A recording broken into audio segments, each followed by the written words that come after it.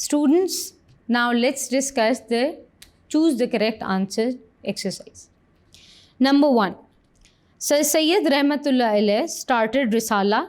3 options हैं, इनमें से आपने डिसाइड करना है. तहज़ीबुल अखलाक, अलीगढ़, हयात जावेद. तो इसका सही आंसर है तहज़ीबुल अखलाक. Number 2, Urdu Hindi controversy started in the year 1857, 1867, 1893. तो इसका सही जवाब है 1867. Number 3, सिमला डेपुटेशन कंप्राइज्ड, यानी कि सिमला डेपुटेशन किन मेंबरान पे कॉम्प्रोमाइज़ हुआ था? 13, 35 और 80. Correct answer is 35. अब हम देखते हैं कि इसमें 4th कौन सा है.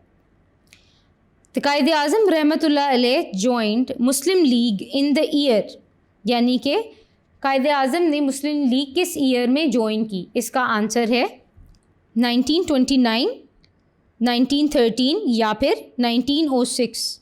इसका सही जवाब है 1913.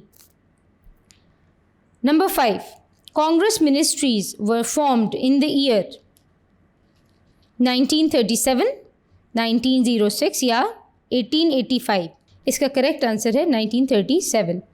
Cripps proposal was published on 30th March.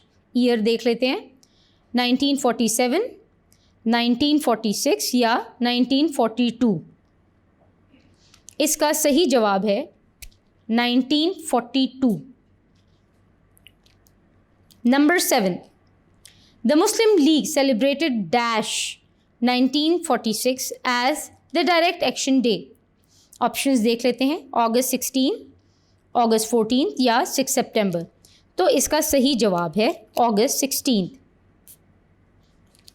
Number 8, Silhut and Dash decided to join Pakistan through referendum.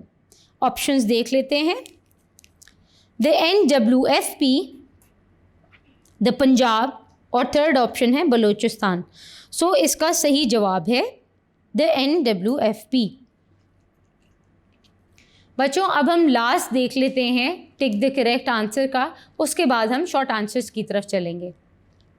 Number 9, the Khilafat Committee elected Dash as the leader of the non-cooperation movement.